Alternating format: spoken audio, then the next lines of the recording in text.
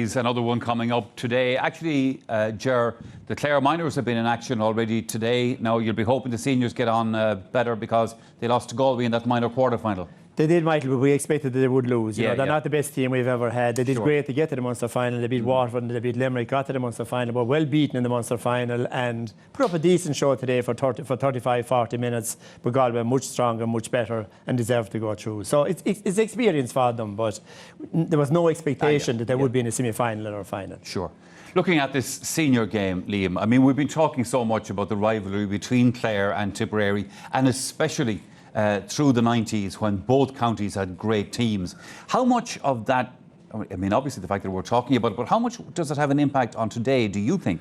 Well, I guess, when you go back to the 90s, it had reached a ferocity at that stage, to be honest with you. It was just, I suppose I'm up there on the border between Ballina and Killaloe, so there's only a bridge between us there, and it was really, really intense. It probably hasn't reached that pinnacle since, but the one thing you would say over the years is generally the jerseys brought out the best in each other. And I would say Clare going in today, to me, they have not performed in this championship to date. They beat Limerick, but they didn't reach their peaks. Again, in the Munster final, they would not be happy the way they played. That was a day for them to really have a go because they had the safety net of today to come back in. But I expect today that, what a day. This is delivery day for this Clare team for this year because, if they play to the level of performance that they've found this year, up to now, they will not win. It's also delivery day for Tipperary, Eddie, you'd suspect as well, because, they've gone through a troubled time, started the championship and all the rumours, whether they were true or not true or whatever in between about it.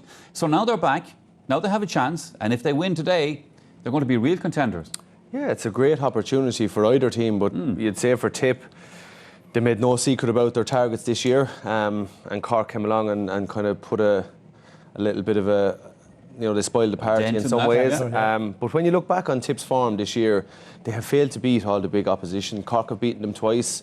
Galway gave them a right trimming in the league final, and they drew with Kilkenny, coughed up an 8-point lead in Thurles in the league. Now that's all gone behind, despite all the talk and everything that has happened. You've heard all the talk, Liam, down there. I mean, come on, how much of it was true? I mean, there has to be some substance. I know, but I was well used to it myself. I mean, in 2010, some of the stories were it just gets to a ridiculous nature. Yeah. that is the reality of it. There's so no basically what you're saying is some of it was true, but then it got legs. Well, I think, unfortunately, you find, sometimes Tip, they can be quite critical when things aren't going their way. And, you even against Westmeath in the stand, you could hear them. They were bickering, and they were noisy. So, but I think the last day they did find their confidence. They got 6-26 against the Dublin team, who clearly this year are not at the races, but at the same time, in terms of building confidence, the concern for Tipperary is that even to that Dublin team, they conceded 119. They are conceding too much, and their defence are really the ones I think that are going to have to answer the questions for Tip today. Sure. Yeah, and to come back to that, even Michael, I suppose they have a glorious opportunity now to straighten up their year. I mean, they're 1 hour, 70 minutes away from being back to an All-Ireland semi-final. And the one thing I will say, if Tip succeed today, I don't think Galway or Cork would like to see them coming. I think that's an important, so all to play for. Yeah, it sure is. All right. Well, it may be a new stadium here at Páirc Uí Chaoimh, but one thing hasn't changed because Ger Canning still has the shortest journey of any of us to get here. In actual fact, Ger, as I look across, I can see your estate over there. You're very welcome to Cork, Michael, in that case. And it's wonderful to be here on this opening day for the new Páirc Uí Chaoimh. A city of this size, I think, deserves a stadium of this magnitude. It's magnificent. Let's take a check on the two teams, which Michael and I are looking forward to commentating on later on. First of all, it's Clare showing 3 changes from their Munster final lineup, but there's a consistency in goal where Andrew Fahey plays his 6th championship match. He's playing behind a full back line where Patrick O'Connor once again skippers the side and wears number 3, and where Cian Dillon comes in to replace the injured David McInerney. At half-back, David Fitzgerald provides height and power, with Jamie Shanahan now starting his first championship match over there on the opposite wing. The centre-field pairing will be Colm Galvin and the former hurler of the year, Tony Kelly. Clare's half-forward line has Cathal Malone on the right and sees Podge Collins restored to number 11, having been subbed at half-time in the Munster final. A big performance today is an absolute imperative. While in the inside line, that ever-dangerous Shane O'Donnell is joined by Aaron Cunningham, while Conor McGrath will be hoping to add to his total of 8 championship goals so far. Tipperary likewise make 3 changes in personnel. Starting in goal, where fit again Darragh Mooney replaces Darren Gleeson. Donna Marr and Toss Hamill are starting a 3rd consecutive championship match, with James Barry the most experienced name in the Tip full back line. There's a recall for Seamus Kennedy at wing back, where he's joined by the Mars from Thurles Sarsfields, Ronan and Porrick. In the middle of the park, there's a 4th Mar, Brendan of course, and he's once again in tandem with Michael Breen. Noel McGrath is preferred to Jason Ford for this match, while a 5th member of the Maher clan, Patrick Bonner Maher, wears his usual number 11 shirt, having done so well against Dublin. Which was the match where John Bubbles O'Dwyer hit 4 points, Seamus Callanan got 3-11, and John McGrath a mere 2-2. Clare will have their work cut out today. So all set for a first major match in the new Páirc Uí Chaoimh. Let's hear from the respective managers. They've been talking to Darragh. Tell me what the last few weeks has been like since the Munster final, and I know that defeat hurt you. They've been a challenging few weeks, but Darragh, the reality is the mentality in our dressing room right now is that we're a team that feel that we're fighting for our hurling lives. Coming down here, we intend sending out a statement. We're going to war with Tipperary, and we intend to deliver a top-class performance. We've done a huge amount of talking, and our talking is done. We're here to hurl. Thank you very much. Michael, Jerry O'Connor was just here a few minutes ago, and he said that Clare are ready to go to war with Tipperary today. Your thoughts? Yeah, sure. I wouldn't expect anything else from Jerry. It's exactly how we'd feel about it as well. Look, we're looking forward to a great game. There's a huge prize on offer here for whoever comes through. It's a great occasion as well as all of that, and a fabulous new Páirc Uí Chaoimh. So we're really looking forward to it, and we'll see what happens during the war. Tip Clare matches take on a life of their own. Yeah, sure. Look, we haven't met, that often in the recent past, But going back to my own time playing, we had some great battles with Clare. We came out at the wrong side of it a lot. But there's a new chapter to be written every single time you meet, and we'll see. We will indeed, Jarlath Nan. You're going to war with Tip today. I like to hear statements like that. Now, you can't feed a few bellicose statements before you go out, and I think it suggests to me anyway that Clare are going to abandon this theoretical approach they've had to now, the over-structured approach. You have to have a certain amount of structure. But, there has been massive criticism within the county of having such a full forward line of O'Donnell and McGrath and now Cunningham inside there and not giving them the ball. So that has been the huge... I think that was the big problem we had in the Munster final. We didn't get enough ball to the forward line, and the like of Tony Kelly and all those get on the ball. So I think today you'll have a freer. Clare will play with greater freedom. They'll throw off the shackles and they'll have a real go at this. And if they do, you have the great players Clare have, and they have great players, but they're not doing themselves justice. But they will come to the fore, I feel, in a scenario like this. So they'll have to be tight at the back, but from midfield on, they have to attack. And if they do, they have a great chance of winning. Jerry O'Connor says they're going to. Yeah, good. All right. We have seen many thrilling games between Clare and Tip down through the years. Is today going to be another one of those? The action is coming up shortly. Very good.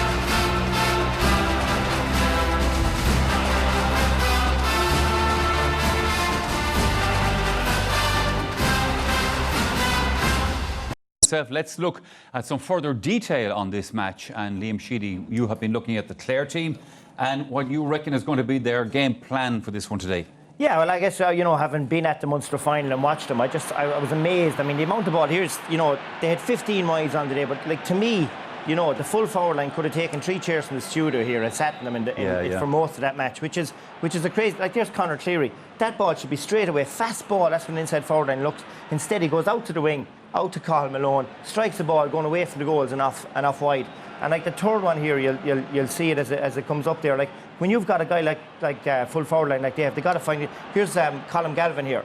Now watch inside. Look here. You've got Aaron Shanner 1-on-1 with Damien Cahalane. Exactly how you'd want it to be.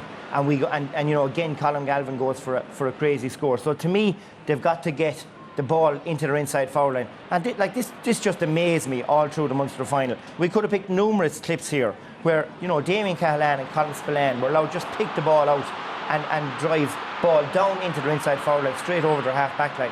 there you see Shane Kingston going through. He's fouled and the ball is put over the bar. And at this stage, Clare were starting to come back into it in that second half period. But it's just, an inside forward and loves to see ball hitting grass and running out onto the ball and the quality of ball. And I think the last one in Colin Spillane here, Clare had just got 1-2 without reply. So they've now got it back to a 2-point game. They let possession go easy again into Alan Cadigan, point, another absolute killer blow. So, I think today, for me, these two guys, they have got to get the Clare team to shove up in the puck outs and force the ball out 50-50, and they've got to get their full forward line busy. I think if they do those two things, you'll see a vast improvement from Clare today. I suspect you will, because the other thing about it is, as Liam knows, Ger, is if Clare get their attack going, as he said, the Tip defence has looked a bit dodgy at times this year. Well, this year it has looked very, very dodgy, and I suppose if you look at it, the skill is a given, but if you look for the other three things, the pace, aggression and tackling ability. Now, look at Ronan Maher, an all-star centre-back, giving up even, going behind Conor Lennon. Like, that's not acceptable at inter-county level. And here, James Barry, when he's out, hardly breaking through that. He's not the very fastest, but you have to cut off that inside nail lane. And when the ball breaks here, 3 Tipperary defenders, no aggression, no one taking responsibility to clear the ball. Again, Pádraig Maher here, he's caught for pace again. The 2 Mahers in the half-back line, brilliant hurlers, with big question marks over their pace. And above all here, look at number 6, Ronan Maher. Look at that for a tackle. And this is a crucial stage now, the Munster semi-final. This is the winning goal, really, the goal that crowned it for Cork. And then the 2 in the full back line, the approach to that. Like, that kind of approach is absolutely atrocious at senior level. This is even worse. Now, look at the Tipperary defenders here. The first fella gives up. The next fella lets Eamon Dillon run straight past him. And luckily for them, it goes wide. And finally, we have here with James Barry again. You manage 3 yards outside of him. Next thing, he walks straight past him. He has even time to bounce it off the ground and then bury it in the net. Yeah. Now, any defence is like that. There isn't a snowball's chance in hell the Tip could win in All-Ireland defending like that, unless it improves massively. So that gives a huge opportunity to Clare today. That was only 2 weeks ago. Yeah. That's not 2 months ago, 3 months ago. Yeah. That was 2 weeks ago. Yeah. So they're still going to be a little bit indecisive. So Clare, take the wind and take them on. Run at them from the very, very start. And they have to have a great chance because they have a way more skillful forwards than Tipperary have. Than Dublin. Yes. Yeah, you knew how to attack, is he right? Yeah, definitely, I think so. When you have attacking potential, and I suppose it's a common theme with the 3 of us here today. And this is something I've zoned in on. I mean, we look at Shane O'Donnell and the super performance he gave in 2013, and maybe you'd ask the question, what has happened in the interim? Why are Clare not using that kind of finishing ability? This is last year in the league final, Tony Kelly breaking from midfield, and again I would argue Tony Kelly isn't positioned high up enough the field. Go back to the semi-final against Kilkenny where they really went at them, and Aaron Cunningham, who gets his start today, got 2 savage goals. And you look at the ball, it's direct, it's into the space, it's like Liam said there a minute ago, it's the ball the forwards love to get. Okay, some can argue this is only the league match, but again we see Aaron Shanahan and Aaron Cunningham combining really well here. They're capable of getting goals. So all in all, look, we're going to look at Podge getting his goal against Waterford this year, and then it's going to finish with Conor McGrath, who's another fellow I think their talents are not being exploited half enough. And it's probably because, Ger was saying about, or Liam was saying about the Clare attack, why aren't we seeing more of this? It is probably because of the system that Clare have employed over the last couple of years. I mean, the defensive system has got Clare to that All-Ireland in 2013. And personally, I feel, as a forward, you love to see them attack, and I think that's the only way you're going to win matches. But when you look at that Clare team sheet, from midfield up, you said there's loads of scope there to go at a team. The one thing, like we said there, the tip backs, any backs don't want to see that kind of talent coming at them hard. And I just think today, Clare have to maybe say, do you know what, today we need to go at them. I think the Clare supporters are probably scratching their heads going, how can we run up 4-22 against Kilkenny in a league semi-final last year, go along and have a cracker with Waterford in the final and win out and say, we have the attacking potential. It's time to start using them. And maybe it's time for Jerry and the boys to say, do you know what, let's let the handbrake off and trust these guys and let their hurling instincts take over. Because, even reading an article by Shane O'Donnell last year saying he was happy to sit inside with 3 defenders occupying him. I don't know. I couldn't see. I don't think I could, as Liam said, take out the armchair and sit down there for a while, because that's all you're doing. Sure. Liam Sheedy, we are used in the last couple of years to seeing Tipperary in the All-Ireland semi-finals. That's your place, if you know what I mean. Are we going to see them there this year? Well, I think they'll get a really stern test today. I do think, the defence do have questions to answer. But, I think, you're back to the half-back line from the All-Ireland final last year. Seamus Kennedy, Ronan Maher and Pádraig Maher. That's the platform that Tip need to build from. I think provided they build there, I think Clare's game plan will be to get a ball into the inside forward line, because I think both inside forward lines have real danger potential in them, and it's about whoever gets the best supply. I think Tip will just about shade it, but I do expect an intense Titanic battle here, but Tip just to shade it for me.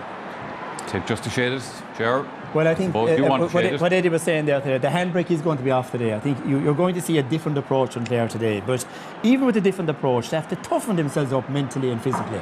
They're way too soft, way too boyish looking. Today's the day they have to become real men and play the traditional Clare way. The Tommy Welsh formula, of confidence and of belief and savage desire.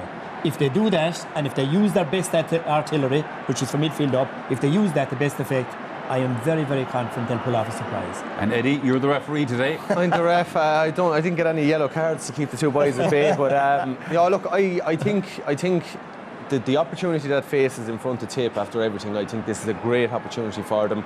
I think Mossy Hamill is going to be in for, he's going to be tested today. I do expect Tip to prevail. I think that they'll have, after everything that happens, they'll have said to themselves, look, we're in with a glorious opportunity here. But all in all, I just think, in the words of Del Boy Trotter, he who dares wins, and I think that's going to be, for me, the motto of the day. I think whoever really, you have to attack a match to go win it. We know Tip are well capable of doing that, and it's a case of Clare deciding to go at him as well and go down fighting that way. Some well-known faces in the crowd as well, and without overstating it, brilliant atmosphere here in this new venue, and it's going to come alive in the next couple of minutes. No doubt about that, I think, gentlemen.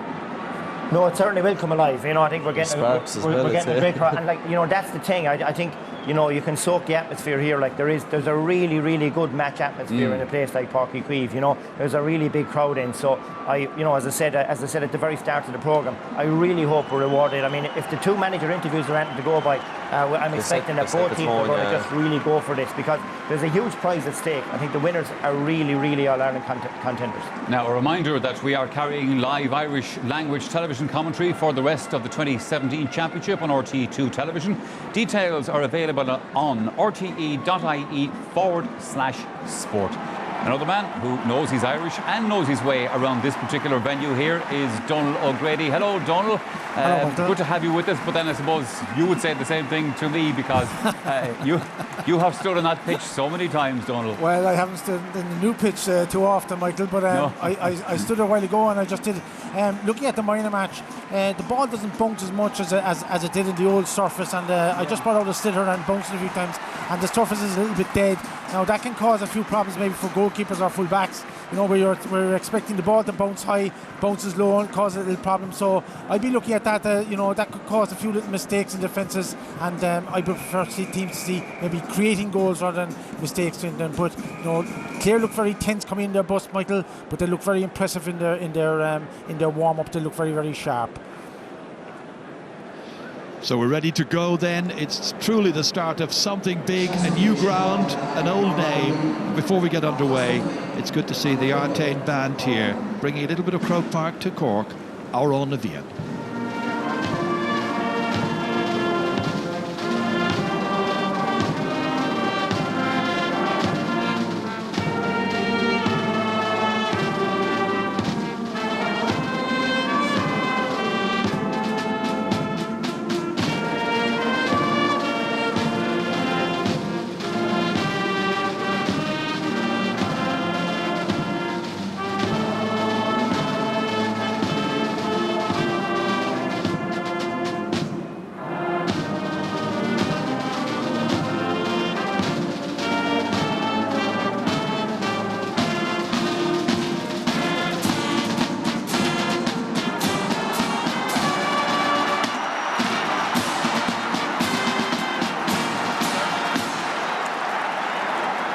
It's the perfect setting here by the banks of my own lovely league. Cullum Lyons, a Cork man, in charge. It's Tipperary who won the toss. They've opted to play against a light breeze for the opening 35 minutes. Ronan Maher has got it straight away. Sends it in there towards Calden. And the big man who got 3-11 the last day set out in the championship has the opening opportunity here to get a score, and it comes down off the post, down as far as Conor Cleary, and that's cleared out of defence immediately. Michael Dygnan's alongside me here. Michael, good lively start. Great start. Here's Tony Kelly now onto the ball. Kelly trying one from a fair distance out and putting it over the bar. Great start by Clare. Jerry O'Connor will be very, very pleased, the joint manager. Yeah, great score. Cathal Malone caused Cork plenty of problems in the first half the last day. And you can see Tony Kelly straight away with the clenched fist, and Clare well up for this one.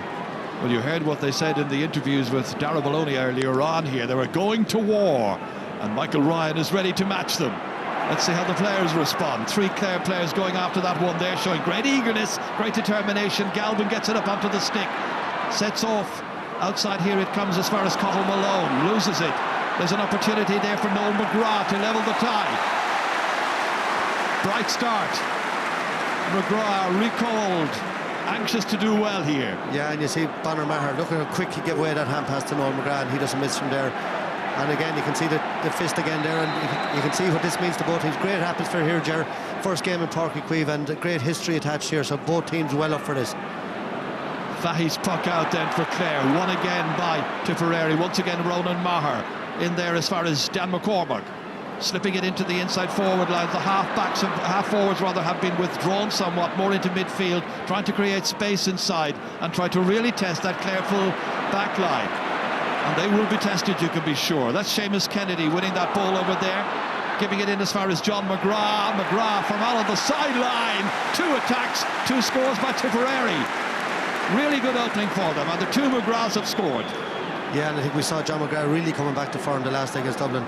But look, he only had the slight slip there from Shane O'Morey, but a brilliant score from the right wing from John McGrath. Let's see how Clare do on their own puck out here. Well, they lose it, and Tipperary are able to win it back, and Dan McCormack, there's a foul. It's going to be a free to Tip. And they're certainly in very determined fashion. You can gather that already here. Yeah, and that's what Dan McCormack does very well for Tipperary. That's a foul there with John Conlon, but McCormack picks up that breaking ball. He does a lot of work around that part of the field, around the middle of the field, into his own half back line. And Bubbles come a long way out to take this one. Interesting to see where John Conlon actually ends up playing in this match. At the moment he's in the half forward line, a centre half forward being marked by Ronan Maher. Bubbles taking this, John O'Dwyer sweeping it away to the left-hand side and putting it wide as well, first wide of the match. I mentioned John Conlon there, Michael, because in the league game back in March, he took Seamus Kennedy for 4 points, all in the first half. Yeah, he's on him again there at the moment at left half forward, and both teams have set up orthodox no sweeper at play from Clare. They're going at this with 6 forwards and 6 backs, and you know, a lot of potential in that full forward line. Shane O'Donnell, Conor McGrath, and you know, the risk is that they'll expose themselves at the back with that Tipperary full forward, and very, very dangerous as well. So high stakes for Clare, and they've taken the gamble to go play orthodox hurling. The 2 managers have done their homework, set up their plans. Well cut in this time. Paddy Maher all the way down towards John McGrath, trying to pose a problem or 2 in there, but coping with it well is Conor Cleary. Hit back as far as Tony Kelly, got the opening point of the match. Good ball in there, in as far as Shane O'Donnell, trying to set up Podge Collins. Collins going forward here. In came the stick to challenge.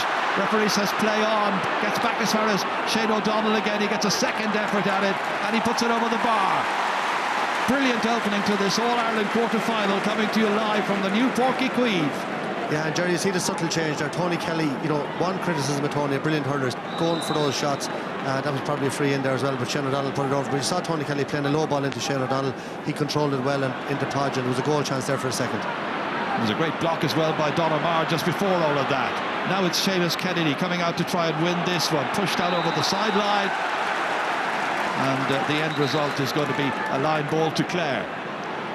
That's the matchup once again there between Seamus Kennedy and John Conlon. And Kennedy will be so anxious to do an awful lot better than he did some months ago. Was taken off before half-time on that game.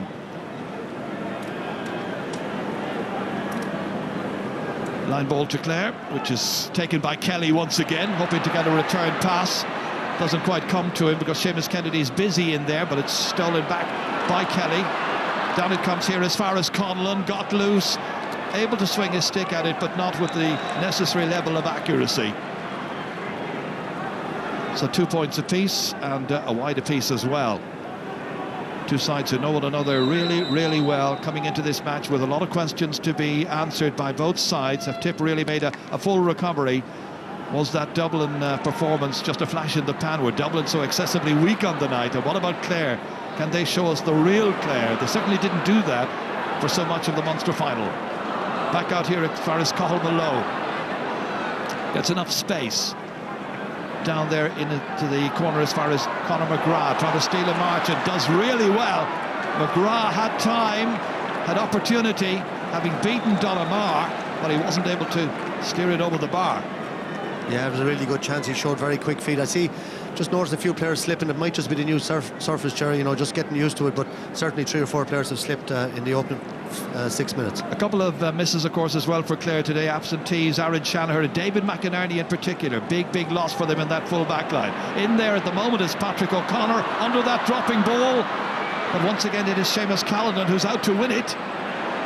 Has enough time to take his shot and to put it from a very tight angle over the crossbar. Brilliant point by Callanan. He composed himself brilliantly. He did, Jerry. You see there, he just brought the ball out to himself. And he wasn't inclined to shoot. He just had a wide earlier, but he settled himself. And from a very tight angle, that's a great score. Right over the red spot. I nearly said black spot, but it's a red spot. So Tipperary back into the lead again, Michael, by 3 points to 2. Again, some slipping here, this time by Podge Collins. Challenged by Tipperary players, 2-3 men after him. Where's the reinforcements going to come from? McGrath was in there, so too is David Fitzgerald. And Fitzgerald swinging this one in. And the umpire little ducks down at the end of it. As it was going to hit him on the head, but it went to the right anyway. That's what killed Clare in the Munster final against Cork, that type of shooting. There was no chance of getting a score there. Loads of room inside in front of the full forward line, and he should just slip the 20-30 yard ball in along the ground. 15 wides that day, Michael, in that Munster final. And that include some many misses. Hit the post twice. Here's Tony Kelly going forward, pursued there by Bubbles and Dwyer. Can't get to him. And another one has gone to the right. Wasteful Clare in these early minutes. 3-2, Tip still leading. Big day today for Dara Mooney as well in the Tipperary goal, confirming himself as the number 1. He was selected to play in the last match but couldn't do so because of injury. That comes bouncing back out again. Cian Dillon, number 4, in the thick of the action here. Prods it out as far as John Conlon. They need a big performance from John Conlon. He's one of those leaders who's been around for quite a while now. Can do it, needs to do it. There was even the suggestion that he might be moved into full forward, possibly. Yeah, he has the power. He's an option. He can play anywhere. And quick line ball there now with Tip. Out as far as Noel McGrath. And McGrath's got a second. Quick pass to him, slack marking by Clare, and Tipperary and Michael Ryan must be pleased. 4-2 they lead. Yeah, they're so economical in that forward line, quick thinking there, and Noel McGrath just picks it up and so accurate over the bar.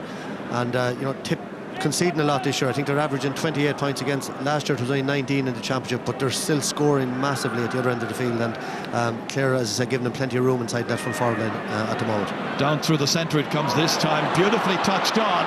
Here's an opportunity. Galvin back in here to McGrath. And he took too many steps. It's not going to count. Free out, not going to count. But it was a lovely sweeping move. And there's a puzzled look on the face of Conor McGrath. Yeah, well, I think he had the chance to shoot first time. You'll see when he got the ball here. Great play by Colin Galvin there. He broke onto the ball, took a chance. You'll see him slipping it inside here now. Conor gets it. He had a chance to shoot. Took a few steps, changed direction, took a few more steps, and definitely a free out. Good call by Colin Mills. Blair who got the goal, of course, for Clare in the Munster final. Tip back on the attack once again here. Bounces back down towards John O'Dwyer, and Noel McGrath comes out to get it instead. Taken back by Tony Kelly, showing the necessary desire in his play in the opening minutes here. But back come Tipperary and Porrick Maher. Back out here as far as Donamar. Beautifully inside here, collected by Noel McGrath. This time it's John O'Dwyer, and Bubbles fires it in from near the 65-metre line and over the bar as well. 4 forwards have now scored for Tipperary. Well, they have, Ger, and very economical. We mentioned it already, but Clare are carving open that Tip defence at times. They've had a couple of half-goal chances already. Conor McGrath, we saw Podge Collins before that, and look, this man running from deep is causing Tip plenty of problems at the moment. All kinds of possibilities presented themselves for both teams. Fahy's puck out into the inside forward line. It comes this time way back. Shane O'Donnell coming out, but beaten for it by Donagh Maher from Burgess. Beautifully out to the wing towards Noel McGrath. Took up a good position. Sweeps it away back in towards his brother John. Challenging for this one there with Shane O'Morey. Coming back to try and help Patrick Bonner-Marr. Then Galvin comes across, takes it from him, knocks it back out towards Morey once again. Prods it forward, but there's plenty of Tipperary players there. Dan McCormick, one of them. And pass back. The referee's blown his whistle before that ball was hit in by John O'Dwyer. And it's going to be a free to Tipperary. Yeah, Bonner-Marr picked that ball there, and Conor Cleary did very, very well. You see Cian Dillon there, he just ploughed into him, and it was a free. There was plenty of defenders around, but that was a free. But you saw Bonner-Marr maybe for a second thinking he'd outpace Conor Cleary, but Conor Cleary defended very, very well there. But silly foul there now, an easy chance for Seamus Callan. Seamus Callan today playing in his 42nd championship match, being watched by his manager Michael Ryan. To get to Croke Park, to get to the semi-finals, that's the very limit of their ambitions, you can be certain. And if they win here, that role will continue, and they will be dangerous foes for anybody left in the semis. Callan, who got 3-11 against Dublin, and that contained just 7 frees. Real virtuoso performance. Took the Dublin defence apart that afternoon, and he started well here. 2 points for him, 1 from play, 1 from a free, and already looking good for Tipperary. 6-2 they lead. Andy Fahy now towards right half forward, very well grabbed. Beautifully done by Ronan Marr. He's up for it this afternoon, you can be certain of that. He's won some very good balls so far. Shane O'Morey likewise, busy and industrious, but he's handled it on the ground, and he's arguing the point. Or referee Colm Lyons from Cork is saying you touched it, you picked it up off the ground, free against you. Yeah, he just took his time, I think, to blow the whistle. Considered it for a split second. Might just get a look at this one again, but that was Ronan Maher. He started really well. He has, and you'd see Podge Collins is trying to stretch him from wing to wing. Supposed lack of pace there from Ronan Maher, but he stayed with him all the way, and a brilliant catch. He's super in the air. It's one of his biggest strengths. So once again, some target practice for Seamus Callan. This is a much easier one for him. 30 metres out, light breeze blowing against him. It was a much fresher breeze earlier in the day here in Páirc Uí Chaoimh, but it's lightened now quite considerably. 28 years of age, big tall man, 6'4", 6'5" tall. No difficulty whatsoever with that. Tipperary going to be delighted with this start here. 13 minutes in with limited enough possession, 7 points to 2 up. Very, very healthy lead already. Well, they've made most of their attacks count. The big difference. Andrew Fahy, one of 3 goalkeepers used by Clare in this year's league and championship. That one flies down there, but again won well by the backs, who are doing extremely well. Donna Marr starting this attack inside towards Calden, bounces off his stick back out towards Patrick Bonner-Marr. There's a goal on, and it's put over the bar. Beautifully done by John McGrath, his second. Every attack now, they're making it count. Yeah, but it's again Dan McCormick picked up a great ball. Just watch Bonner-Marr. This is what he does so well. He maybe could have passed the ball a bit better. He watched it, went a bit lower, carried it into the tackle. Good enough defending, avoided the goal, but another point for Tipperary. But it's that breaking ball. Donna Maher, cornerback there, had a great start to the game. But Dan McCormick and Noel McGrath drifting very deep, winning ball back around their own half back line and delivering it long straight away. And very simple tactics by Tipperary, but very, very effective. Problems for the fullback, Patrick O'Connor from Tubber. Problems for Clare as well. They haven't scored for some 10 minutes now at this stage. And all the talk about going to war is fine. It sounds good. We know that. They've got to do the business, however. Absolutely, Ger. And Mick Ryan would love that sort of talk, to bring that back into the dressing room. A man that did go to war on a good few occasions. And I think David McInerney, a massive last year. You mentioned it already. Sure. You know, he really is he's the leader of that Clare team. And they don't need to see any other defenders going down injured. Well, his fondness for GAA doesn't just extend to Gaelic football. Mick O'Dwyer, hurling fan as well. Big puck out. Clare trying to make something of it this time. Podge Collins in the thick of the action, trying to prod it on. Coming in, John Conlon trying to help out. Everybody's trying to help out. Might come back out towards Podge. It does. Spills away from him again. Close attention there from Noel McGrath. In the end, the referee gives the free to Clare. They need anything that's going. Ronan Maher walks away from it, somewhat disconsolately. Sun beginning to try and come out here as well. Now we have all kinds of weather here in the end. That uncertainty ending with a free. Tony Kelly, the usual free taker, scored the opening point of the match. 6th championship season. And he got 10 points against Cork in that Munster final, including, of course, a point from a penalty when he was most definitely going for a goal. That might have changed. Yeah, not an easy free to start, but you're out near the sideline. If you're a free taker, you like to get a handier one than that to start. Difficult free for Tony. Let's see how he can put this one between the posts, if he can manage to do so, and he is an expert. It's one they needed. 11 minutes or nearly 12 since they last scored. Short puck out, which goes very much awry. Intended for Pádraig Maher, but never reached him, from goalkeeper Dara Mooney. Mooney playing in just his 2nd championship match between the posts. Donald Cusack handing the ball there to Colm Galvin to take the cut up. Right across diagonally. Poses a problem for Seamus Kennedy. Knocked it down. Onto it comes Conor McGrath. Quick feet, quicker hands, but wide, and a big groan from the huge Clare following here. Yeah, really, there's nothing in the game on general play. You know, Clare have had plenty of chances, but those sort of wides, Conor McGrath is a top forward, and you wouldn't expect him to ever miss a chance like that. Dara Mooney this time taking no chances, right down through the centre. Back there was Podge Collins helping with the other number 11. Bonner Maher has got it. Runs into a cul-de-sac of Clare bodies, however.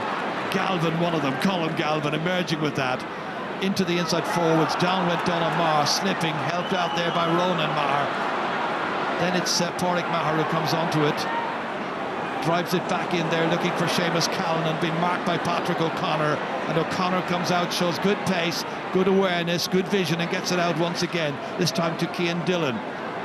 Up it goes, intended for McGrath. Won again, however, by Donagh Maher, who's done a good marking job so far. Seamus Callan over his left shoulder, has direction, has accuracy, length and everything you want, and over the bar. It's another one for Tipperary. It's an excellent start. It is, and Patrick O'Connor read that original ball into Seamus Callan, but there's a great piece of skill. Donagh Maher again involved from cornerback, and difficult chance, but Seamus Callan makes it look easy. Super score. Well, the Tip fans are the ones who were energised. That was a great catch. Clare need to do something from their next attack. Into John Conlon. Coming out to try and help there was Aaron Cunningham. We've hardly mentioned him so far, but it's Bonner Maher who won it. Down into the corner there, 2 against 2. Shane Morey preventing it from going out over the sideline initially, at least, then appeals all around as to whose ball it might be on a somewhat windy afternoon at this stage, as the wind begins to whip up a little bit again. Line ball to Clare, which is going to be taken by Shane Morey.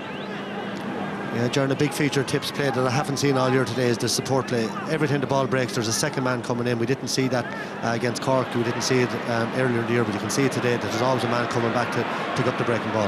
Kelly has driven that one in, driven it in there towards Conor McGrath. Beautifully into Cunningham, and he's found the back of the net. We haven't mentioned him up to now, but Aaron Cunningham has got the opening goal here. How that was so badly needed, coming as it does in the 19th minute. Yeah, well, if you watch Tommy Hamill, he lost his man completely there. A great finish by Aaron Cunningham. Conor McGrath showed great vision to pick him out. He could have went for his own score, picked out Aaron Cunningham, and a super finish. And the game badly needed that. And Clare have created a few chances before that. Brendan Maher was trying to set up Michael Breen, but it's intercepted. Cian Dillon got it away downfield. Out comes Conor McGrath again, but before he can get to it, the stick of Pádraig Maher touched it, down to his younger brother Ronan, back into the inside forwards again it comes. Patrick O'Connor reached for it, couldn't quite take it, but Shane Morey was there to pick up the loose ball.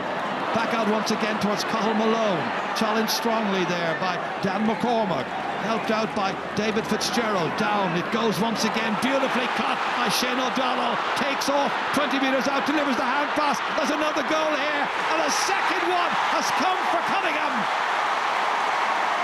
Aaron Cunningham down in a heap, injured, but he has scored 2 goals in the space of about 60 seconds, and he's tied up the match here. Well, Shane O'Donnell is known for his pace and for his hurling, but what a catch there by Shane O'Donnell. over James Barry. He's not looking comfortable in the corner, and certainly Toss Hamill not looking comfortable. Tomas Hamill at full back. But look at this for a catch by Shannon. Look how quick his feet. He turns, heads through, and again we see the teamwork. Gave the beautiful hand pass to Aaron Cunningham. He couldn't miss from there. Great goal. Well, these are all the questions we have asked, Michael, about the Tipperary team up to now. Some brilliant forwards, but the back line so porous. Yeah, well, look at last year, James Barry really came of age at full back. Cahill Barrett was there at cornerback. Michael Cahill was there in the other corner. That full back line is gone now. Two of the personnel gone. James Barry in the corner, and they're really suffering. And you see Ronan Maher down on his knees there as well at centre back. So certainly rattled. Tip backs will rattle at the moment. They were ahead by 6 points a matter of minutes ago. And Donald O'Grady watching down the sideline. What are you making of it, Donald? Well, what I'd say, Ger, is that early on Clare had lost all their puck outs, and because of that Tipperary had a big platform from the half back line to set up the attacks. But as you said yourself in commentary, right, Clare had created great chances. They ran at the tip and they had them on all sorts of trouble, and we've seen the fruition now of two Aaron Cunningham goals by transferring the ball quickly around the square. Thanks a million. Dara Mooney tucking it out. David Fitzgerald over there with Cahill Malone trying to deal with it, but they're under incessant pressure. It's Patrick Bottomore again sending it an enticing ball in. Again, Patrick O'Connor did well to keep it away from Seamus Callan and get it out as far as Tony Kelly. Helped out here by David Fitzgerald. Fitzgerald, those long legs of his striding forward here with great purpose. Podge Collins, much more lively in this game, but the accuracy is lacking in that. Well, that was a great movement up the field. They saw the pace of Clare all attacking together, and all Podge had to do there was flick it inside to Conor McGrath, and he was straight through again. There was an extra man created, and he went for his own score, a poor wide. It's an enticing contest, this one, the opening quarter-final. Second one coming up, of course, live on this channel tomorrow. Waterford against Wexford. But all eyes today and all concentration is on the battle of the men from the Banner and the Premier. John Conlon once again. Once more delivering it down towards McGrath. Conor McGrath, however, can't get to this one. He's fouled his man, and his man being Donamar. Yeah, they're having a great battle there. McGrath could have a couple of scores in the board. He's had a couple of bad wides, and there's John McGrath on the ground now, fouled off the ball. He's claiming. The Clare crowd not too happy. I think they're feeling that a good few frees going against them, but I think to be fair to Colin Lyons, he's well up with the game. Well, it's John McGrath that time against Shane O'Morey, and Shane O'Morey is deemed to have been the guilty party. Or is that the case? Has he changed his mind? No, it's got to be a free out.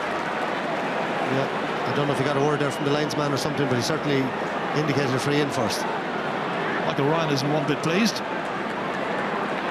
They were just going beautifully as the game had opened well in their favour, scoring freely, then conceding those 2 goals, and there's more trouble here with John Conlon coming in, but dispossessed by Ronan Maher, and Maher managing to get it away over to the right-hand side, over as far as John O'Dwyer. Bubbles sends the hand pass in here towards Noel McGrath, but he couldn't quite take it this time. Instead, it's won back here by Colin Galvin, hoping to be very, very influential. Just as Conor McGrath's hoping to get the measure of Donamar in there. And he's done so here. Looked up then to see who's available, calling for it on the far side. Couple of players, one of them is Podge Collins. And the other man coming in here, unable to snap this one over the bar, was John Conlon, but he's put it to the left instead, and he's put it wide. Missed opportunity. Stays level, 2-3 to 9 points. Yeah, Clare's, I think the reason they're winning so much ball is they're winning their own puck out, or the Tipperary puck out now. Clare are dominating, a lot of pace around the half back line, middle of the field, and Tipperary just seem to be struggling to a lot of those 50-50 balls. Tips puck out now. Let's see if they can hold on to it up there. They can't. Conor Cleary once again puts up his left hand, takes it down brilliantly, and that will do his confidence the world of good, you can be certain. Free out. Kelly's the taker. Sees the run of Shane O'Donnell, not tracked initially there by James Barry, and then he slips but gets up, recovers well, and has an opportunity to inflict some further punishment on that Tipperary defence, but not quite sure what he was doing there. His balance and control just seemed to leave him down, and in the end the referee is looking at his umpire, and his umpire does eventually wave his hand wide. The umpire didn't look too sure there, and Clare claiming it was a 65. I'd say now that was fairly marginal by the looks of the player's body language, but again Shane O'Donnell, he overplayed the ball. He got out so much space. He was 20 yards in front of James Barry there, and he probably could have just turned around and had a shot for a point, but didn't, and just some of the decision making at times letting the Clare forwards down, but they look really dangerous. We saw Shane O'Donnell slipping there. We've seen one or two other players slipping as well. There was torrential rain in Cork yesterday, I should say. It's certainly an issue down that side of the field. It certainly is. This is an opportunity, and it's Michael Breen into it, quick as a flash. Half chance, first chance he's been given, straight over the bar. Michael Breen, who's got 5 goals and 13 points now in his championship career. 25 minutes in, and once again Tipperary lead here by just a point. Yeah, that's his first touch, and we haven't seen Brendan Maher either in the middle of the field for Tip. Tony Kelly and Colin Galvin been a lot more conspicuous. Andrew Fahey once again ready to restart. Big huge one down, beautifully collected here by Cathal Malone. Now where's the finish? And again it's inaccurate. They could be shooting this game away from their control. That's a 9th wide now for his team. Jerry O'Connor, joint manager, of course, with Donald Maloney. Yeah, Jerry, you'll always have a few wides, but of that 9, probably 4 or 5 handy enough chances, and really, Clare should be leading this game now, and they're not. They find themselves a point behind. Tip once again pucking it out. John McGrath racing to try and get this one. It bounces away and it's prodded out by Cian Dillon. Back in once again. Real dangerous situation here. Bonner Marr coming in near the end line. The umpire's uncertain. There is Hawkeye here. Yeah. And we're going to Hawkeye. First Hawkeye moment of the game. Yeah, I was chatting to Dickie Murphy beforehand, and they were testing it at the minor match and they were happy to proceed. First day out, I suppose you're a little bit nervous of these things, that maybe technology's not working or whatever, but happy to give it the go-ahead. So, well, if it's there, Michael, you have to use it. You have to use it, yeah. It's of major importance. Yeah, it's great to have it here. Vital now. We've seen some big games decided on Hawkeye decisions over the last couple of years since they came in. So just ask Bubbles O'Dwyer. Bubbles knows that. It's called point review system here in Cork. Everything's different in Cork. And it's a tall. It's a point. And it was Patrick Bonner Marr who was hitting it. His first point. It means that Tipperary now lead the match here by 2. Yeah, and sometimes one little criticism of Bonner, a great player, but he doesn't shoot enough in my opinion. He had a couple of chances already, and he went to run past his man when he had half chances to stick the ball over the bar, but he put that one over. He's moved into the corner now. John McGrath gone out to centre forward. Broken down into the centre here, and an opportunity for Tipperary to mount their next attack up here towards Seamus Callanan. This time getting the better of Patrick O'Connor, who drags him back. And it's a free from just outside the 20-metre line, and straight away Callanan is making the point to the referee, just in case he hasn't noticed it, that the fullback has been causing him some difficulty. Well, the ground ball, which is very rare now. John McGrath pulled in that one. I always said it creates that bit of space for the inside forward line, and I think it's a yellow card going to follow here. I think it was very cynical, all right. Seamus Callanan definitely was through on goal, and Patrick O'Connor is going to get a yellow card here. Well, the referee, yes, as you can see, writing down the details. This is the same referee who was in charge of this year's Leinster final, Colin Lyons. Didn't issue a card. It's a noting, I suppose. Next offence, and he will be in difficulty and will get a card, I imagine. So free to Tipperary, which is going to be taken once again by Seamus Callanan. He's got 3 points so far. The last 2 of those have been frees. Very, very accomplished full forward, as we all know. Strong, forceful kind of fellow who's able to dominate and dictate the play in and around the full forward position. Should be able to put this one over without much fuss. 4 points. Yeah, and Tip just weathered the storm after those 2 goals. They've got the last couple of points, Bonner Maher there on that free then, so just to settle them back down a bit after Clare having a very good patch. Well, Clare haven't scored since they got those 2 goals. Last one was in the 20th minute, so that's 9 minutes ago. In comes David Fitzgerald, stepped into the breach. Hand pass, but not very cleverly as far as Tony Kelly. Little indiscriminate. Comes back in the end, and finally it is knocked away, down and over the bar. That's really, really well done. Jamie Shanahan, a player who is only playing his 2nd ever championship match. He came on as a sub, you may remember, in the extra time of the game against Wexford in 2014 down at Wexford Park, and he scored 2 points, and the LIT student has responded here for Clare. Cutting into the Tip lead. Danger once again here. Real danger as Bonner-Marr once more is in a very advanced position. Hit it off Patrick O'Connor, and the referee decided it came back onto Bonner's stick or leg and went out over the end line and wide. Quick puck out taken. We'll watch the reprise of this once again here. Into Colin Galvin. Striking it in once more towards McGrath. Paddy Marr put under pressure there. Brilliant pressure from Cathal Malone. But once more it's Tipperary and Pádraig Marr winning possession. Yeah, he's just so strong in those positions. When he gets possession, he drives out of it, and he's very, very hard to stop. Collected here by Seamus Callanan. Over his shoulder and away to the left-hand side as well. Yeah, and you can see him with his arm out there, Jerry. He's making the point to the other forwards. He had no option. There was nobody moving inside, and you could see him looking up for support. It wasn't there, and he hit a poor wide, but he wasn't comfortable taking on that shot, but he had no choice. Well, Tip by 2 points. Seamus Callanan just got 1 point from open play so far. The other 3 have all been from frees. And Clare, with a substitute being prepared, and that is Peter Duggan, big, tall, half forward, could even play full forward if he had to. I'm not sure what exactly they're considering. Donald Maloney's having a word with him anyway. We'll see presently. That time it is Ronan Maher going across. Donald Maher in some difficulty. It's Conor McGrath raiding. Again, a tricky angle out near the sideline, but brilliantly done by McGrath. He's been involved in setting up goals. Now he's got a point of his own here, and it's 12 points to 2-5. 12-11. Close and wonderful contest so far. Yeah, and he deserved that one, I think. Been unlucky with a few chances, just crept inside the post there, and he worked hard for that. And great game, I have to say. Very intriguing, up and down. It's flown both ways right throughout the first half.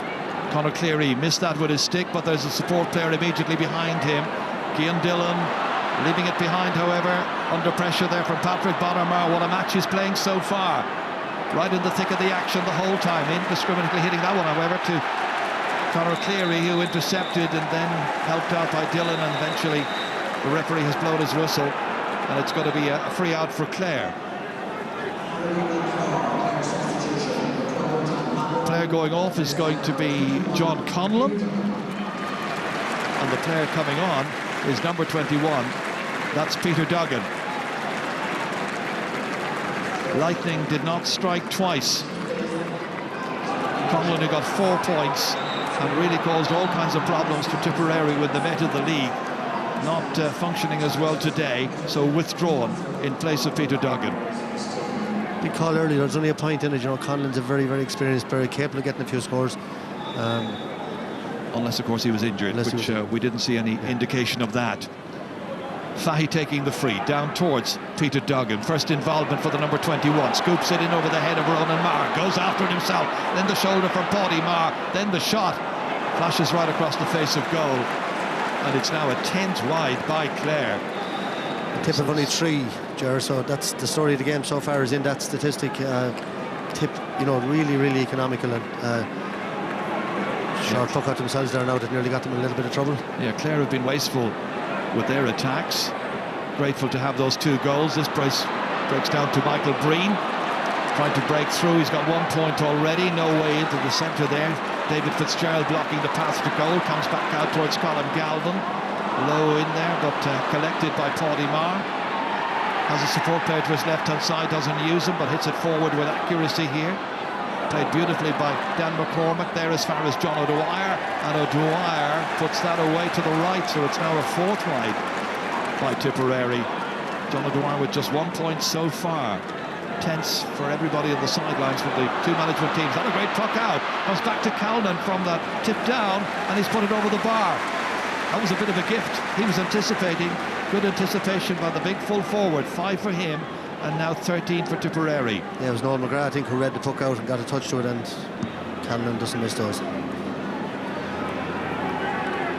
Goalkeeper just taking his time, trying to sum up what's on for him. That's not a very good puck out. That's a very poor one indeed. John McGrath reading that one. Back in the middle third, out as far as Seamus Kennedy, steadying himself, fancying his chances. Remember, he scored in the All-Ireland final, the only point he's ever scored up to now, and he's just doubled his tally. Yeah, that's a super strike. John McGrath always has the head up. And lovely dummy there by Seamus Kennedy, and a great strike from the middle of the field into the wind. Brilliant score. And all of a sudden, Tipperary have opened up a 3-point lead once again. And the puck out again is a poor one, broken down by Brendan Maher. This time, as far as the raiding, John O'Dwyer, and another puck out, hit poorly, has been emphatically dispatched by a Tipperary player over the Clare crossbar. This time O'Dwyer. Yeah, well, that was poor. It was poor, and with that, to have that wind in the first half, they should be delivering that ball down there long. The forwards have the Tipperary defence under plenty of pressure. The shooting is the only thing letting them down, but that's probably 3 or 4 points that have come from short puckouts that have gone wrong for them. Well, Clare must be so thankful that they scored those 2 goals in the space of about 60 seconds in the 19th and 20th minutes, because otherwise they would be hopelessly out of this game. They've conceded another free. Paddy Maher thinking about taking it quickly, but the referee's just having a quiet word with Cathal Malone out of shot. Malone from 6 Mile Bridge, 25 years of age, playing in just his 3rd championship match this afternoon, finding it hard going, harder than it was in the Munster final, I think. Ronan Maher standing over this one. He's gone for it, but he hasn't quite got it. Put it away to the left. So 2 wides in a row now by Tipperary players. 15 points to 2-5. That's 15 points to 11. Into the second and final minute of stoppage time at the end of this first half. To David Fitzgerald, carrying it forward. Looking to try and work a scoring opportunity with Cathal Malone. Blocked up here. Brendan Maher in the thick of it there. Eventually stolen up once again by Ronan Maher out as far as Noel McGrath. Got some early points in this match here in the quarterfinals of the hurling championship. Whipped on there by Ronan Maher, but again wasteful. Well, we've had some exciting passages during this first half, but the ending of it isn't all that terribly good. A lot of mistakes being made by both sets of players. John McGrath back in once more, and with the minimum of fuss over the crossbar as well. 3 for John. This is absolutely crazy from Clare. Like another puck out gone astray. Even the last ball David Fitzgerald got short. He was put under pressure by Noel McGrath, slowed the whole thing down. It's fast ball they need. I don't know where this puck out strategy is coming from, but it's not working for Clare. Well, Donald O'Cusack, who's one of the coaches, will be very, very displeased with the way some of those puck outs have resulted in Tipperary scores needlessly given away. It's a gap of 5 points, which Jerry O'Connor and his team have got to try and take back in the second half. Advantage Tipperary here in the first of the quarterfinals of the new Porky Queeve down in Cork at half-time. It's Tipperary 16 points, Clare 2-5. We'll be hearing from Liam and Eddie and Ger with Michael right after this.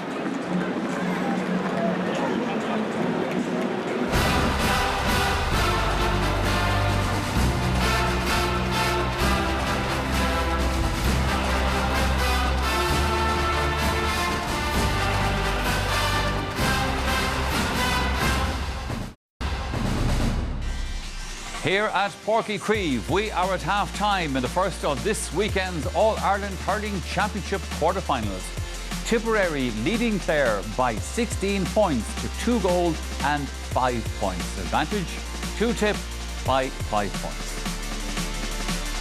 Let's talk to the panel here in our studio. Gentlemen, we were promised war before this match here today. I'm not sure if we're seeing war now. I just said to you lads a minute ago, I am taking into account here that we're behind this glass and so on, which is kind of dulling the atmosphere a little bit, but I'm wondering, would it be too much different out there? No, it's certainly not war, but at the same time, I think there's a nervousness about the 2 teams that they haven't really pressed the release valve, you know. But from a Tipperary perspective, they'll be happy. I mean, their forward line are moving well.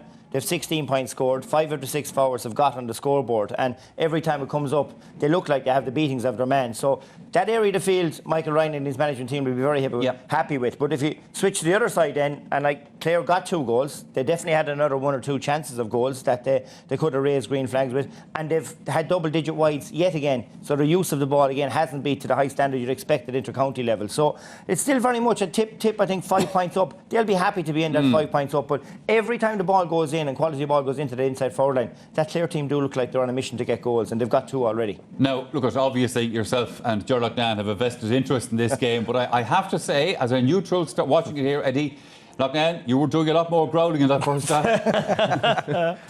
Yeah, because I think the huge fault in Clare hurling has come back to haunt them here.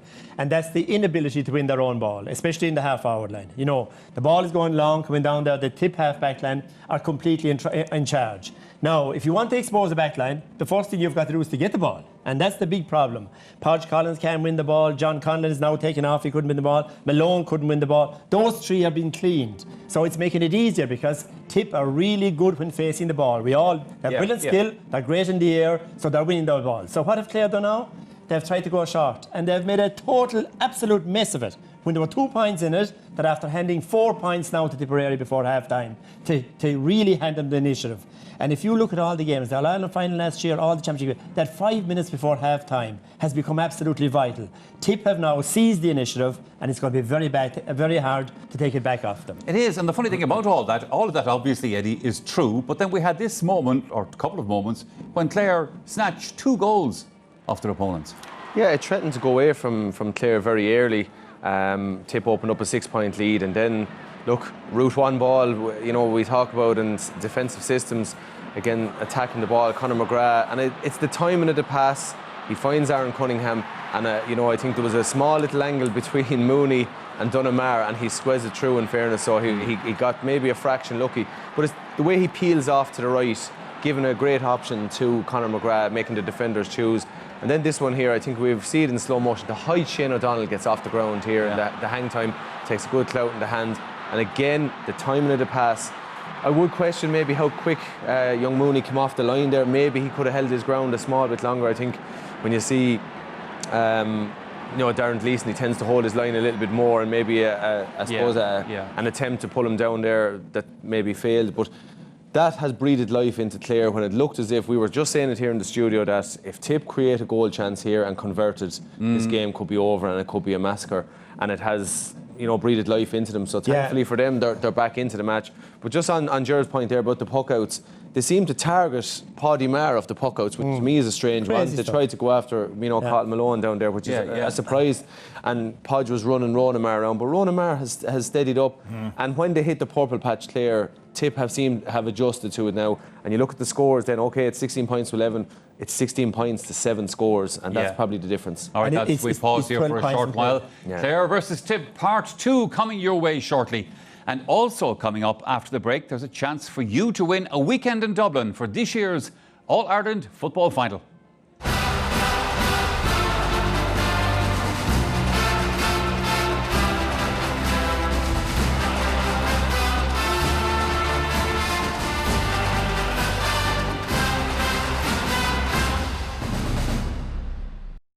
Points. The attendance here today, by the way, is 28,567. That is a good crowd. You were saying, Ger, what, it was 34 for the 2 matches last year? 34 for the 2 last year, yeah. So you'll have 35 tomorrow, so you'll have 16 only between the 2 games. Absolutely. Yeah. Good stuff. Listen, what the 28,000 have seen there, Liam, is a lot of wides by Clare, which has given them a problem. Yeah, it has, and we spoke about it before the game in terms of their use of the ball in their game plan. And, you know, just time and time again, I feel they're not taking the right option. There's John Conlon now, you know, spraying the ball right like 10 times in that first half. Now, I'm not saying the scores weren't on. In some instances, you'd expect them to go for the score. I think it was the right option. But at the same time, it hasn't ended up in between the posts. And at this level, you know, against All-Ireland champions and quality opposition. You know, David, like, look at that. That's 2v2 inside again. That's exactly what we spoke about before the game. And David Fitzgerald goes for his own score off his left-hand side. And I think, you know, when they look at, when they consider this again at half-time, they're going to have to get way more economical with this ball in the second half to have any chance. Because you would feel that they have a potential to get more goals inside. And, you know, you switch it down to the other end then and watch Seamus Callan here, like all the composure in the world, gets his space, takes his look, bang over the bar, and 16 times they've done that in that first half, and that's why they have this 5-point cushion at half time. Eddie, as you can see, well, I don't know if you can see, but the Clare team are out at the moment. We're just waiting for Tip. Before we hand back, who's going to win it now? I think you'd have to say Tip are in the driving seat now. Clare really they just came in a fit in the start and got lucky. So I suppose if they have to hurl consistently, and I just think at this stage now Tip are starting to stretch a lead. Tip goal comes here, they're going to cruise. Time for us to go back to Ger Canning and Michael Duignan. Thank you, Michael. So second half gets underway. Tipperary win it straight away, and it's Patrick Bonner-Marr slipping it out as far as Paddy Maher, and the left half back and captain down towards the full forward position, but this time it's mopped up well there by Cian Dillon. Dillon from Crusheen, now 28 years of age, gets it away, hit late, and he didn't like it one little bit there as he was hit by Noel McGrath. And the referee had blown his whistle immediately, and now he'll have to go down and deal with this. The linesman down there is Paul O'Dwyer from Carlow, would have had a right good view of what was going on there. Just a late challenge by McGrath as Dillon was coming away with it. Incidentally, regarding the attendance today, 28,567, we were hearing stories before the match began about an accident down at the Dunkettle roundabout, and a big pile-up of cars, well, not a pile-up of cars, but a tailback of cars on the M8, unable to get through the roundabout and towards the pitch and into town and so on. Well, I think that's one of the reasons why the crowd might be down just a little bit. Yeah, absolutely. Cian Dillon is protesting his innocence here. There's going to be 2 yellow cards. There was a little bit of digging after there wasn't much in the late tackle, a little bit late by Noel McGrath coming in, and they're going to get 2 yellow cards now. And they are the first yellow cards we've had in this game so far. That's the incident there again, and that's where it's more what happened after. I don't think there was much actually in that. You'd see there a little bit of digging going on, and 2 yellow cards deserved. Right, back with the action.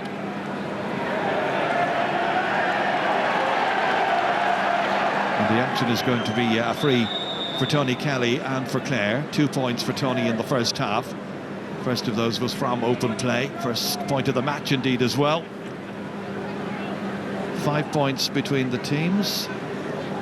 So an important start to the second half for Clare now. Need to take all of their chances, be much more economical. And that is not the way to go. He's put it wide, and it's wide number 11 against 6 for Tipperary. Not working their way. Plenty of time. Dara Mooney has also had a couple of nervous moments in this All-Ireland quarter-final. That was brilliantly caught there by Jamie Shanahan. Into the centre towards Podge Collins. They need to turn it on. Cathal Malone. Well read this time by James Barry, coming away but under pressure here from Shane O'Donnell, and O'Donnell has won it from James Barry. It should have been cleared. Instead, it's taken by O'Donnell, and he's taken his second point of the match. Yeah, and what you need now in the second half from a Clare perspective, that's a great ball in there.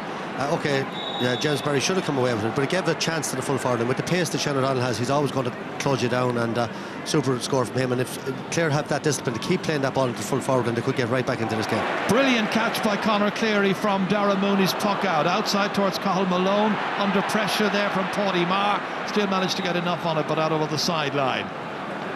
Well, the goalkeeper that time lashed it way downfield. It was a brilliant catch by Conor Cleary. Look at the number of bodies reaching up to try and get that one, and that's not the first one he's taken today. Some really good work. Yeah, great time in there. Big, strong man, and really settling in well there. Captain of the UIG team in the Fitzgibbon Cup this year, earlier on this year, from St. Joseph's Milltown, Malbay, in very much football territory in West Clare. Paddy Maher hitting it in well towards Bonner Maher. Defender slipped, it was Cleary, but it's back in his hands once again and fed back out. And Clare can mount another attack, but not with that half-hearted clearance there, straight to Paddy Maher. Sometimes you wonder whether they're trying to play their passes with measured accuracy or whether they're trying to go long. He caught between 2 stools.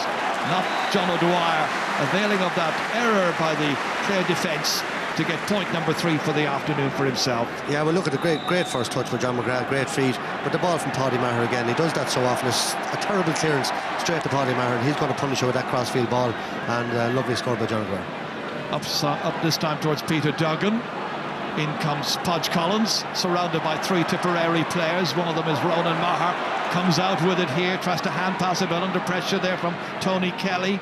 Duggan tries to get it again, has a player to his left-hand side, doesn't manage to get it out that side, however. Gives it away to Michael Breen instead, the Tipperary midfielder. Lots of Clare bodies here in their own half-back line. If they can deal with it, eventually up to Cian Dillon. Comes away. Colm Galvin looking to get the space and the room in which to play the ball into a 2-man inside forward line. Beautifully into the goal scorer Aaron Cunningham, and Cunningham has seen this one come off the post. Podge Collins back out to McGrath, hit the body that time of the Tipperary defender who was Donamar, and the goalkeeper was able to come out, but he's put under pressure once again on his own 13-metre line. Tiperary's defence at something of a dither. Brilliantly taken out eventually by Seamus Kennedy, further away, but not successfully. And Tony Kelly is able to go in, take possession under ferocious pressure there. Lots and lots of bodies surrounding the ball. Referee has a good look at it, sees Conor McGrath get it and then lose it, and Tipperary emerge and take it forward here. Beautifully done into the centre. What a run this is by John O'Dwyer. What a pass to Callanan. Oh, it's a point and not a goal. It deserved a goal. That's his 7th. John, what a move. That would have been maybe one of the great goals. Dan McCormick here with a great run and a lovely pass to John O'Dwyer, and he could have took look at the vision. What a pass into Seamus Callanan, and he'll be so disappointed that that didn't shake the net. That should have been in the roof of the net. Great chance and a great move by Tip, and some ferocious tackling there by the Tipperary defence. You saw Tony Kelly getting surrounded, slipping a little bit again when he went to change direction. I think that's certainly an issue out there today for the players. They are slipping. The new surface taking a while to bed down. Brendan Maher, as you can see, requiring some attention here, but Michael Ryan's team now leading this match by 6 points. They led by 6 before, remember, and this was Conor McGrath hitting that one off the stick of Donamar, who did just enough, and Tip got lucky. Yeah, and you see Clare really trying to keep that ball in play into the full forward. It's working for them. You know, that did create a goal chance again there. So certainly they've had a serious word at half-time about hitting those wides from out the field. But look at the full forward line for Tipperary again. John O'Dwyer with 3 points from play, Seamus Callanan with 4, and John McGrath with 3. 10 points from play out of a total of 18, and Shamey with 3 frees as well. So a fantastic return again from that full forward line. Andrew Fatty has hit it straight over there to Dan McCormick, who was unchallenged. Should be the full-backs for Clare. Patrick O'Connor from Tubber coming across here, running into John McGrath. Tripped then as he was coming out free. Clare need everything to go for them if they're to get anything from this match, in the sense of being still competitive with, say, 5-6 minutes to go. 18 points to 2-6. Fahy has come to take it, 27-year-old from Whitegate. Inside it goes, inside towards Conor McGrath, well marshalled at this stage, and Donamar takes it out. Younger brother of Shane, who was a championship player for Tip not so terribly long ago. Conor Cleary coming across under pressure from Patrick Bonner-Marr, just manages to get it up here and then goes after it. Patrick Bonner-Marr once again raiding. Galvin trying to put in a challenge, successfully initially. Goes again, tries to stymie the progress of Bonner-Marr, right in the thick of the action there as they wait for it to come back out their way. And it comes out as far as Seamus Callanan, switching it onto his right and switching it wide as well. Yeah, and I just mentioned that about Patrick Bonner-Marr in the first half. You know, he oceans of space there. Just stick the ball over the bar. They're 6 points up, make it 7. You know, had a look up there, but he's trying to carry that ball and go for the killer pass all the time. And really, it was a simple point on. In bright sunlight now here down by the banks of the River Lee. This ball pucked out. Peter Duggan trying to carry it on here. 3 men in hot pursuit after him. Duggan on the 13-metre line, tangle of legs. Referee blows his whistle, free in for Clare. A chance for them to chip away at the Tipperary lead. And Tip will be making a change very shortly with Sean O'Brien coming in. I think it'll be his first championship match. We're looking at the that's the Clare management team there, which involves Donal O'Cusack as well, of course, who's no stranger here to Porky Queeve, the old Porky Queeve. Watching as Tony Kelly puts it over and gets a 3rd point. Another for Clare. So 18 points to 2-7. That's 18 points to 13. Yeah, they're keeping in touch and they're still looking dangerous inside. James Barry been taken off there now. Replaced by Sean O'Brien. Yeah, James Barry struggling, as I mentioned earlier. He was full back last year, moved out to the corner, but not having a happy time in there today. Shane O'Donnell causing plenty of problems, and big call to make all the same. Sean O'Brien wouldn't have that experience, and it means now, Michael, essentially from last year's All-Ireland winning team, the goalkeeper and the entire full back line all changed. All changed, yep.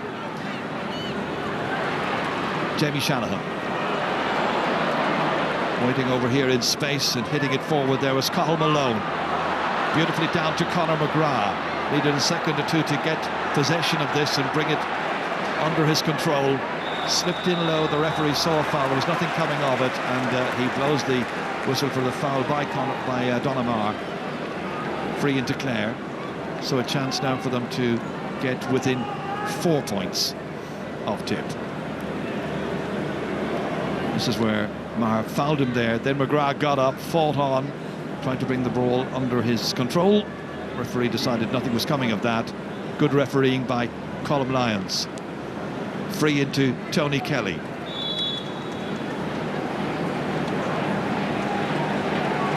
Only got 7 points in last year's quarter-final. That was against Galway. This will be number 4 if he can make it. No room for errors now at this stage. Some nearly 11 minutes into the second half. Light breeze against him, and that's perfect. Another for Kelly. Yeah, and he's also moved into centre half forward now. You know, I think there's a lot of us in the game that feel that's where he should be. Let's have a word at this stage from Donal O'Grady. Donal? Yeah, Gerard, just watching Tip are putting massive pressure on Clare's puck outs because they're half forward and they're dropping right back into their almost their half back line, which means that when Clare puck the ball up that and it breaks, well, Tip are going to win it. And we're seeing it here again, Donal. That time it's Kennedy playing it inside towards John McGrath, over his shoulder, and he swings it with wonderful accuracy. First of the second half, 4th in all now, and the inside forward line really having a field day. Yeah, and it's 14 points they've... Jerry, if you look there, Clare had 2 or 3 backs back there, you know, kind of sweeping, but none of them picked up John McGrath. But that's a brilliant score. Here's Bonner now having a go. From another horrible puck out. This time it bounces kindly for Andrew Fahy to try and take control of this and sweep it out as far as Jamie Shanahan. You're looking for the big recovery from the Munster final loss. You're not really seeing it so far from Clare. They have to be eternally grateful that they managed to get 2 goals in the middle of the first half. Otherwise they would be buried out of sight at this stage. Collision of bodies over there involving Shane O'Donnell, who picks himself somewhat gingerly off the turf. Yeah, I think Ronan Maher went over the ball here. If you look at Shane O'Donnell wins it and he goes straight over the top there, and that's he's looking at to get a yellow card. There's a head-high challenge and silly foul. That's a couple that Ronan Maher's given away. No need, plenty of bodies there to defend, and Clare tipping away here, staying in touch. Kelly once again will be the taker. I just feel if they can manage to ask a few more questions with quality ball inside to that inside forward line, there could be another goal or 2 for them in there. Could make it a much more interesting last 25 minutes of this contest. Kelly from Bally A. Disappointed to lose the club final back on St. Patrick's Day. Lost a Munster final as well. Still has hopes and ambitions for 2017. Fires it in, and the umpire reaches for the white flag, and that's number 5 for Tony Kelly in his 6th championship season. So now in points, it's 19 points to 15. Short puck out to Toss Hamill. Attack there by Jamie Shanahan. Support on his side from Conor Cleary across to the other wing, and Cathal Malone this time. And a poor ball from Malone. Not working out for him today. And I think if you were watching before the game, Liam Sheedy was doing a bit of analysis there. That ball that Conor Cleary played, he had all the time to land that in the full forward line, and he played a short ball across to Cathal Malone, then he goes and tips it up the wing. Like, there is no sense to that type of hurling. That's not, the danger is inside in the full forward line, and Conor Cleary had all the time to deliver a good ball in, and he didn't do it. There's an opportunity now for Paudie Maher to put the pressure right back on. Into the hands of Michael Breen, falls obligingly for him across to the wing here towards Noel McGrath this time, and McGrath has got another, first of the second half. 3 he scored. And that's really the difference. Look at the simplicity of that. Michael Breen just looks up and straight away 30-yard ball into Noel McGrath's hand, and that's simple hurling at its best. Now can Clare respond? Well taken in this time by Peter Duggan. He has made a huge difference, Ger, hasn't he, since he came on there? We question maybe John Conlon being taken off so early, but Peter Duggan has caused loads of problems for Seamus Kennedy. He's won, I think, 3 frees down there in that wing since being introduced just before half-time. He's physically imposing, he's good in the air, but they are missing, of course, the young man Aaron Shanahan, only 20 years of age, who's out with an injury today. And also at the back, David McInerney, we've been mentioning his name already, and he is a big loss for them. Once again, Tony Kelly steps up to take on the responsibility, and it looks like Clare will be making a change. As you can see in the background, they're preparing one of their substitutes. Kelly first of all. Oh, not that one. That one was always dragged away to the right-hand side. It's a second wide of the second half, but it's a 12th wide in all, and the man who's going to be coming on in a moment will be David Reedy.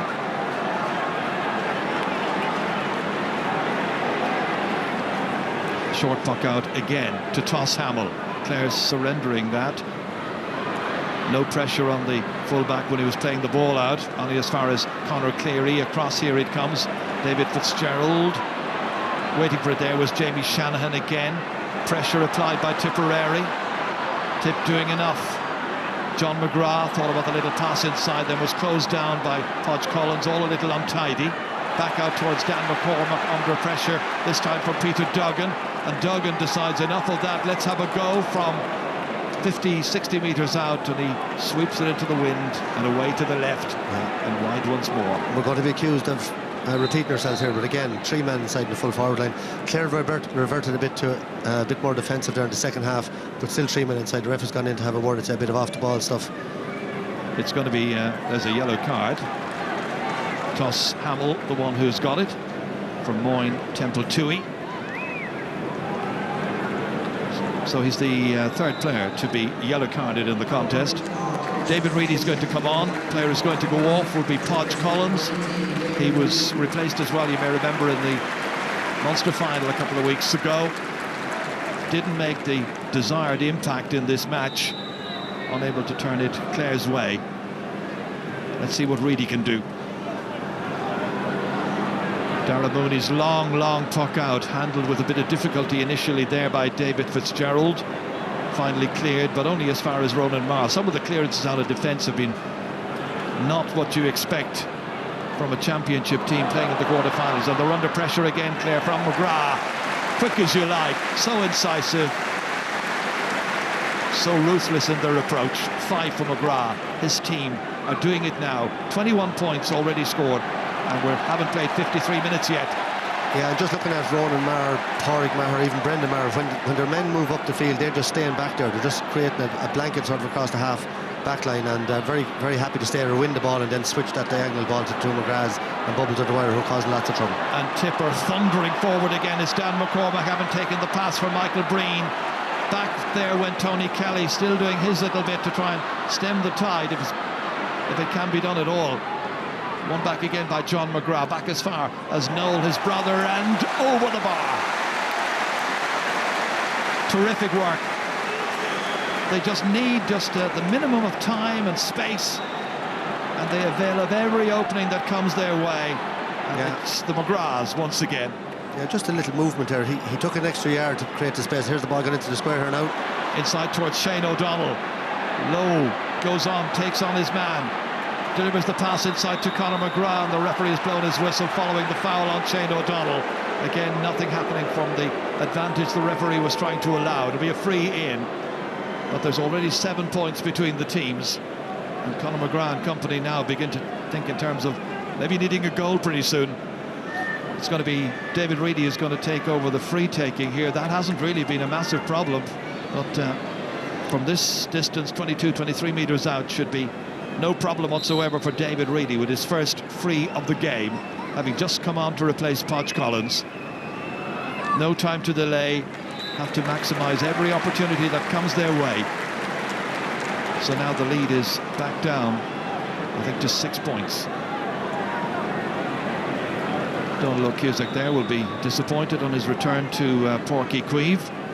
People were asking him in the last week or two, had he been down to see the new stadium yet? He said jokingly, no, the alarm bells go off every time I go near it. He's down there now anyway. Ronan Maher. This is his brother Paddy. Sun in the eyes there, you can see, of Cian Dillon, very definitely taken by McGrath, hit back as far as Bonner, and over the bar. The Bonner does it again. Yeah, well, spectacular display by this forward line so far, Jared. It's a speculative enough ball in there, but here's Noel McGrath just keeping his eye on the ball. Brilliant catch, lost his hurl there, taking out his hand and back to Bonner Maher, and they're throwing that ball around brilliantly up front. all scoring from play. I think Dan McCormick is the only forward who hasn't scored. We're working hard as well. Yeah, the work rate is quite intense and quite immense as well. Colm Galvin trying to make some headway, stopped over there by a combination of Tipperary players. Ronan Marr gets it back down, hits it off a Clare player inadvertently there, Cathal Malone. Then in came David Reedy to lend his weight, and a fair pile-up of bodies over there, and the referee is going to throw the ball in, deciding it wasn't going anywhere. So quick throw in here. Michael Breen reacts quickest, gets there, feeds it back, and they've an opportunity to build another attack from their own half-back line. Way back there was John McGrath. Only one man down, that's Seamus Callan. No need to take on the backs. They've got time, they've got space, but he didn't have accuracy as well. That's a rare error. Second wide of the second half only, however, for Tipperary. That was some miss. Just as well it isn't a tighter game. Cathal McInerney is being prepared to come on for Clare.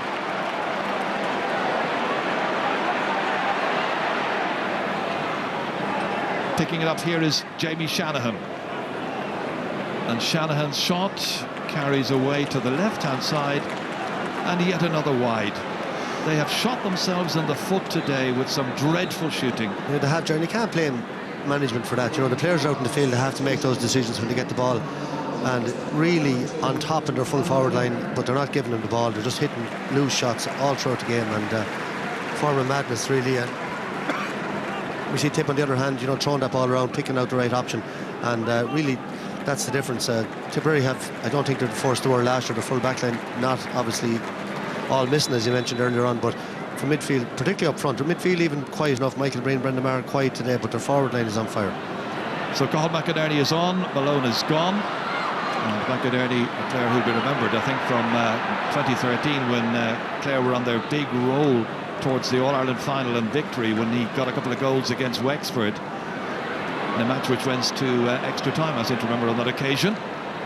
Clare battling, fighting, looking for something. Tony Kelly lands another. He's got 6. Well, he's certainly not giving up the ghost here, but they have a battle on their hands. They're 6 points adrift. No immediate indication at this stage that they're going to be able to match Tipperary. But then they came with those 2 goals inside 60 seconds of the first half, and you never know what might occur. Under pressure again here. Driving out Cian Dillon. Out as far as Peter Duggan. Up into the corner, this one has come towards Cathal McInerney in the green helmet. They need a decent supply of ball here, perhaps a few diagonal passes coming in, but they need to feed that inside forward line to have every opportunity of getting the vital scores. Yeah, again, that was a ball, but it's way out to the corner. I think more direct in front of the full forward and let the corner forwards play off him. But that one was played very close to the sideline, left no room, and broke out over the line, and line ball for Tip. Let's have another word from Donald. Donald, what are you making of it?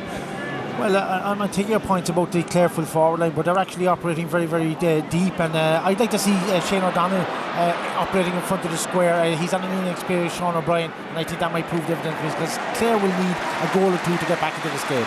Well, they got a point anyway here, and that's from Peter Duggan, who's got his first since coming on as a replacement for John Conlon during the first half. The margin's down to 5 points.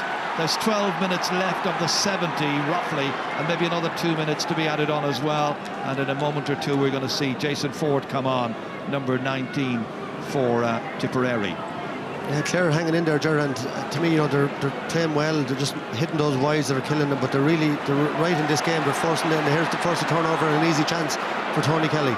It's Kelly. Oh, again, it's gone the wrong side of the post. 15 wides now, we're repeating ourselves here, but really Clare have dominated large periods of this game, and it's just the economy that Tipperary forwards is keeping them ahead in this game. Too many unforced errors. John McGrath chasing for this one. Breaks down here towards the very athletic Michael Breen, back as far as O'Dwyer, pulls the trigger, but pulls the ball wide as well. Quick puck out as far as David Reedy. Swiftly into Colm Galvin. Now he's got loads of room in which to manoeuvre here. There's a simple point for the taking. Can't afford to miss this one, and he doesn't. He had oceans of space. He could have carried it on another little bit, actually. but he's brought the lead back down now to 4 points. It's beginning to get a bit more tantalising as Jason Ford prepares to come on. The player who's gone off is Michael Breen. Tip management a little bit concerned, I think. Gerald, rightly so, I think, because Clare look to be more full of running. Tip look a little bit out in their legs, out in their feet. We're into the last 10 minutes plus injury time, and Clare very, very much in this game.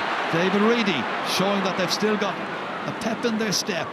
Up there towards McInerney, it runs on and on and on and harmlessly out over the end line at the city end of Páirc Uí Chaoimh. Concerned for Michael Ryan and for the rest of the selectors, trying to drive them on. There's something missing maybe this year that was there last year.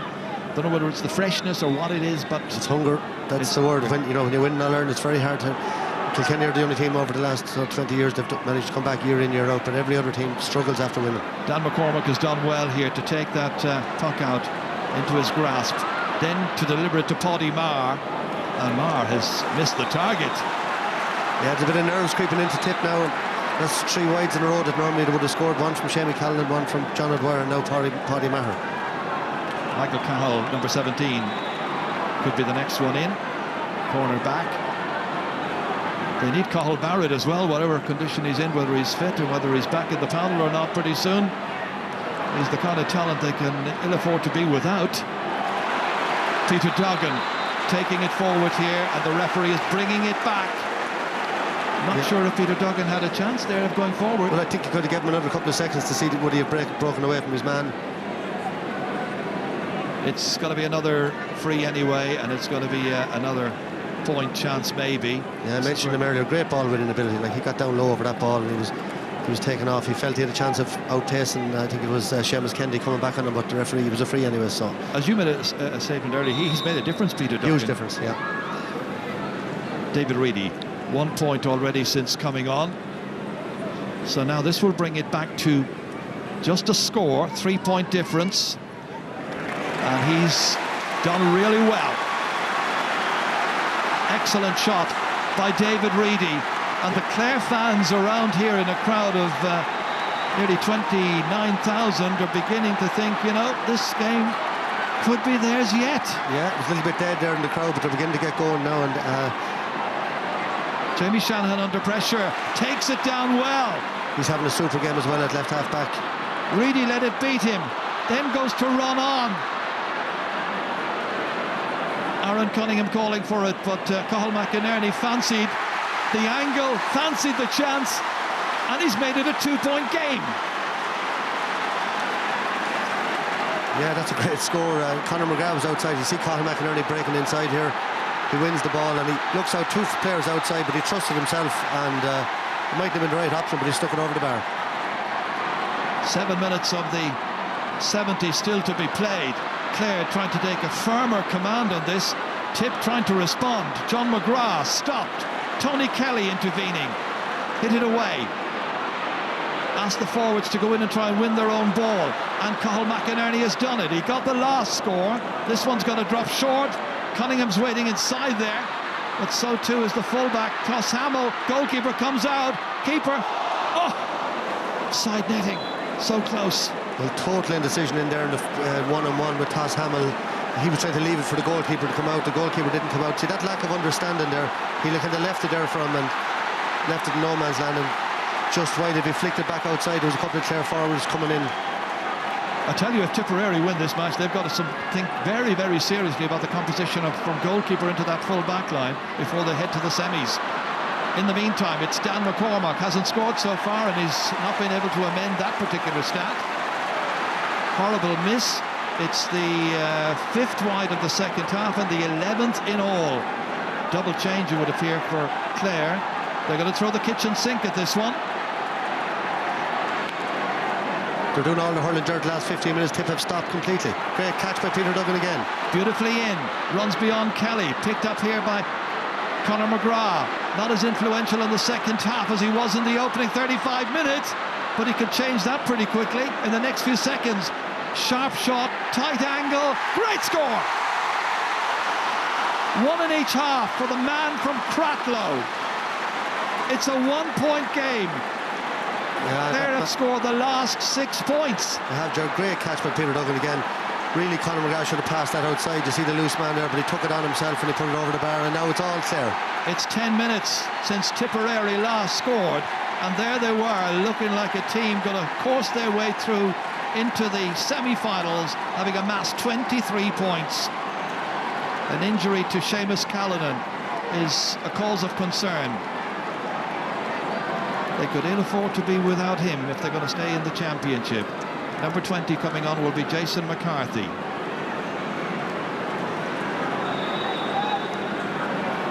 Getting the instructions. We know he can work hard. He'll have to work hard for the remaining minutes of this match because the game is hanging in the balance at this stage. Opening quarter-final down in the new Porky Queen with Patrick Bonner-Marr feeding it ahead here towards Jason Ford, and Ford could calm a nerve or two, but he hasn't done so. Man who scored 4 points against Dublin and lost his place for this quarter-final tie. 23-22. And we've been praising the Tipperary forwards all day. They were so economical for most of the game, but they've just completely lost the plot for the last 10 minutes, wide after wide after wide, and both teams have had some terrible wides now. Tony Kelly's been taken off in place of Jason McCarthy. It's a strange move. It is, certainly. That's well won back. That's well out of danger as well by Bonner-Marr. Down there towards Bonner-Marr. Will the Tipperary Mars somehow be able to get the next score? Inside towards Calnan. A goal here for Tipperary would certainly help, and they've got a free in. Chance of a point instead. Chance to make it a 2-point game.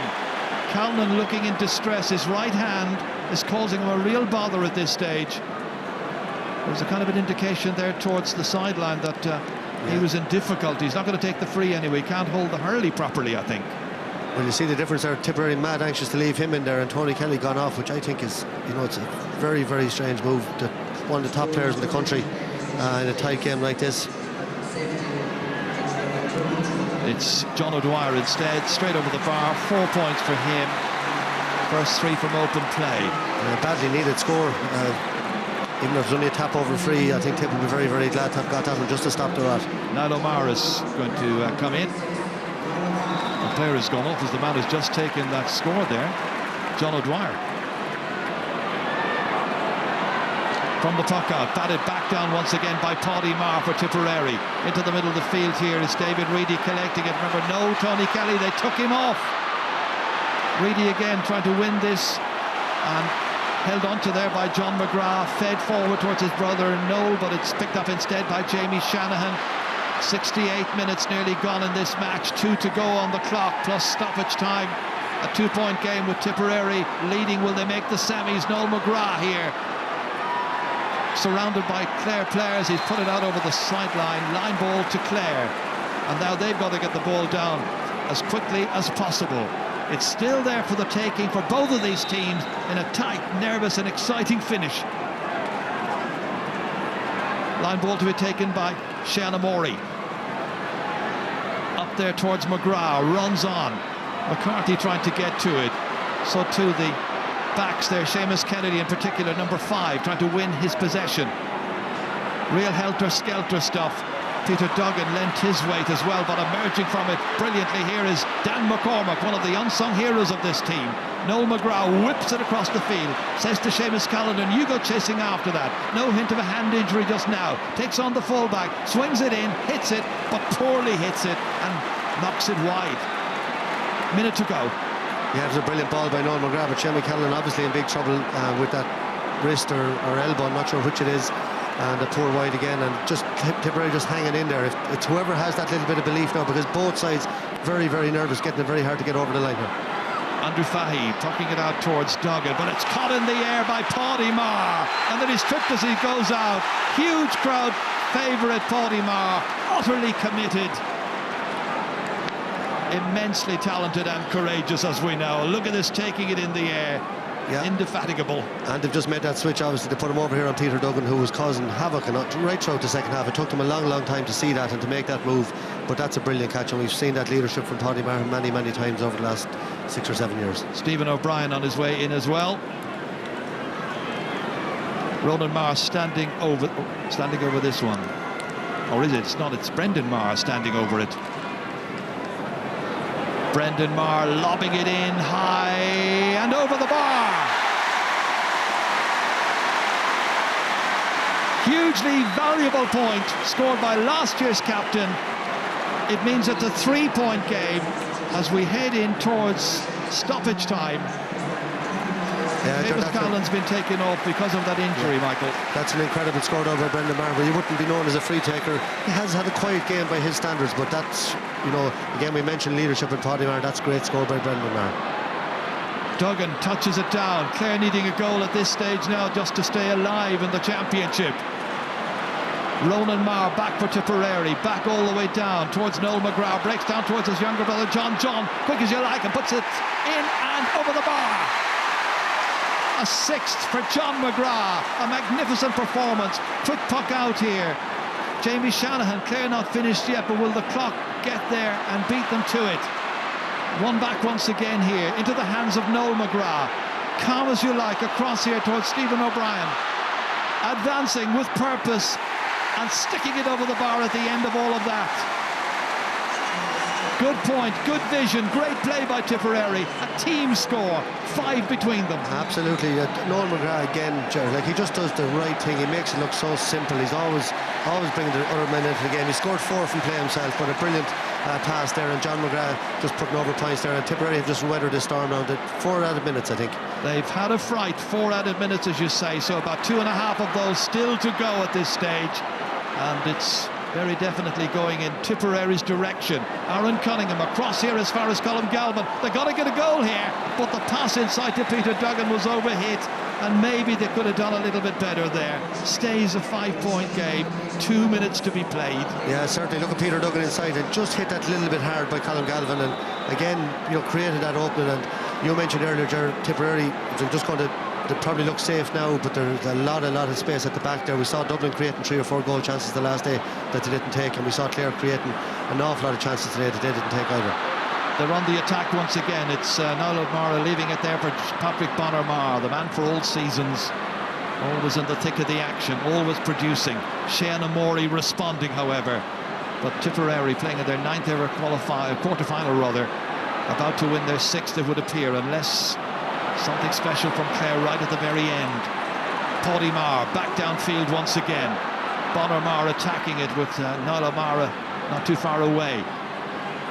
Breaks into the hands in the end of Cian Dillon. Back out as far as David Fitzgerald. Into the forwards saying, come on, do something special for us in there. Shane O'Donnell is trying to do that. Under a lot of pressure there from Sean O'Brien, the substitute. Off the goalkeeper. Again, a missed opportunity there, this time by Peter Duggan, and once again Tipperary somehow miraculously prevent another goal, a 3rd one for Clare, and get it away downfield once more, down towards Niall O'Mara. Under pressure is Shane O'Morey. Look at the clock here, we've got about 45 seconds to go. Tipperary still leading here by 5 points. Final effort, final chance, and Jason Ford on cue steps up and gets a point. And that should be the end of that. Yeah, and I think Toss Hamill, who had Aaron Cunningham scored 2 goals earlier, but I think he showed great bravery, threw himself in front of the ball there with Peter Duggan, and great catch here, and Tipperary just finishing that bit stronger now. It's all the way down towards John McGrath again here in his private duel with Patrick O'Connor. The end of the championship road for 2017 for Clare. It'll be Tipperary who will be advancing into the semi-finals. Waiting there already, of course, Cork and Galway. One more quarter-final to come tomorrow, as this one is gathered in there, and Shane O'Donnell nearly able to pull the trigger, but denied space. Very, very difficult to get past Don O'Mara and the rest of those backs in there. But they've got it once again here. It's Duggan. He's really tried his heart out, given everything he's possibly got, been a little unlucky on a few occasions, but made a difference. But Paddy Marr always makes the difference. Down into the middle of the field towards Bonner-Marr, breaking it down, collected well by David Fitzgerald. Clare gamely continuing, looking to try and get the next score, but it's well and truly beyond them. Reedy, stopped by the goalkeeper, difficult one for him to take, and eventually I think it's been in the back of the net. toe. Yeah. final goal there was by the number 22 for Clare, and that was Cathal McInerney. Too late, however. Goal and a point for him. A 3-point game. The referee has blown the final whistle. It's all over, and Tipperary have beaten Clare here in the first of the quarterfinals in the new Páirc Uí Chaoimh. Michael Ryan and company, well, their team got a right old fright, and they were dragged back to within 2 points of Clare at one stage during the second half, but they came good again, and Tip will now be in the semi-finals of the All-Ireland Championship for the 9th time in the last 11 years. What did you make of it, Michael? Well, I think Tipperary will be relieved more than happy. You know, they've got there to the semi-final in a roundabout route. You know, they're very disappointed in the league final, very disappointed against Cork, but they're back in Croke Park, back in an Ireland semi-final. But there's no doubt there's issues, particularly in the full back line. So Cathal Barrett, if he's over his injury, if he's coming back onto the panel, they'll be looking for him. James Barry, to be trying to get him back into form. But look, they'll be happy enough. Clare, to their credit, they had loads of chances, you know, we said it right throughout the game. I think they ended up with 17 or 18 wides and cost them the game in the end. You know, really, they had enough chances to win that game. But the economy of the Tipperary forwards for long periods, they lost their composure for the last 5 or 10 minutes as well. Hit 5 or 6 very, very poor wides. But overall, Tip just that little bit sharper up front and just about deserved the win. Well, there were only 3 points in it at the very, very end, but Clare did get their third goal deep into stoppage time. It'll be questions most definitely asked about the composition of the full back line and maybe the goalkeeping position as well. You never know, because Dara Mooney is still a very young goalkeeper. Do they need somebody more experienced there as they head to Croke Park and the semi-finals? But today was certainly the day which Clare will rue, because they had so many opportunities, so many wides as well in that match. 18 wides in all against 13 for Tipperary.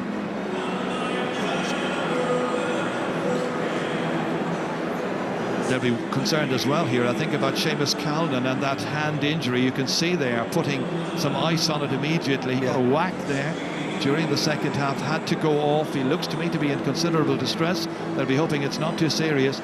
He is an immense player for them. Well, he is, and I think just the class forwards win games, and Noel McGrath, John O'Dwyer, Seamus Callan and John McGrath, 17 points in play between the four of them. You know, and just that ability to get those crucial scores was the difference. Okay, final score here in this quarter-final of the All-Ireland Hurling Championship. Tipperary, 28 points. Clare, 3 goals and 16.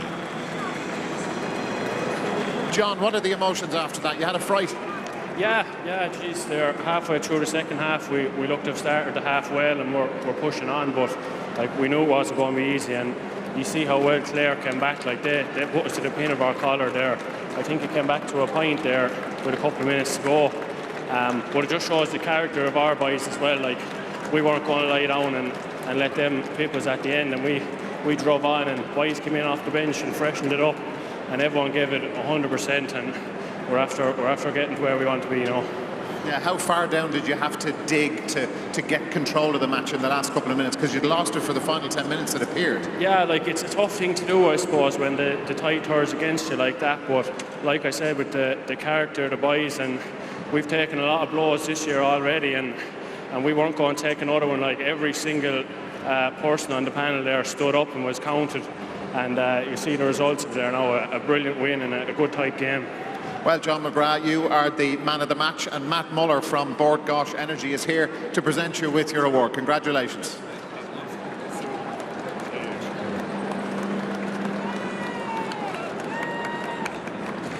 Congratulations indeed to him. Congratulations to the Tipperary team. They are into the All-Ireland Hurling semi-finals.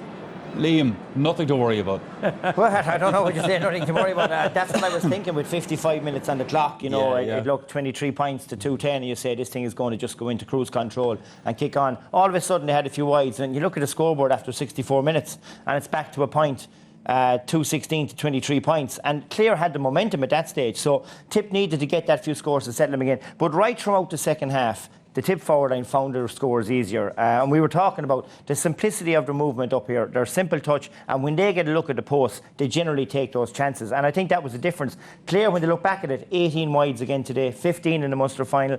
I don't know, they're a team that lacks someone to grab this game by the scruff of the neck, and I think it's very, very evident again today. But from a Tipperary perspective, they're happy. They're in the last four. That's exactly where they want to be, and no one will want to meet them. They are happy, and a happy man is Michael Ryan, their manager. Yeah, Michael, I was watching you on the sideline just in front of us here, and you're how would I describe it? An oasis of calm all the way through that. And I think that you're a comedian. I'm anything but an oasis of calm. But look, that's a really, really good match now. That was a classic match for me anyway. I just thought it had it all. And, Clare really came back into that game and had it down to a 3-point game, and Jesus, anything could have happened, and it was all Clare. So I just thought it was a really, really good game, fought out to the absolute last. Everybody that played out there today now deserve huge credit. Yeah, like Michael, you can't teach fellas not to panic. They got it back to within a point, and you were in bother. You were in serious bother. How did you manage to grab hold of it again? Well, look, you can't stray from doing what you do, and what you do, you're just trying to get your hands on the ball and keep a bit of structure. And I thought when those really, really hard questions were answered, our boys absolutely were asked. We really tried to answer them. But look, that was a quality Clare side. I thought that was a really, really good game. For me, that's the best, game that we've had to play all year long, and I think great credit due to both sides. Go back to half-time. I think, what were you, 5 points up at the break? What was your view of the first half? The 2 goals conceded hurt you. Yeah, I thought we were hurling really, really well. I was very happy with an awful lot of what we were doing. Clare got 2 really good goals, and it just showed the potential that they have up front. Like, they've ended up with 3 and we've had none. But look, you can never, no 2 days are the same. We had a goal fest the last day we played. I'd be very happy with our point tally. I think at 28, was it? That's very strong. But look, we'd have been disappointed with the goals. We were actually playing quite well, but it just shows you, a game of hurling, a goal is worth more than the 3 points. Really, it's a real boost to the team that takes it. And for us, then it left us on parity after doing most of the hurling. But that's what you get. Michael, congratulations. Appreciate your time. Okay. Well done. I'll see you in the semi-final. Donald Maloney is here, the Clare joint manager. Donald, how are you? Commiserations.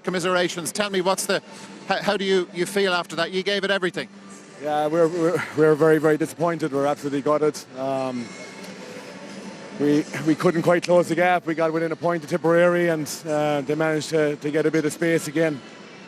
But I think Tipperary have been worthy All-Ireland champions.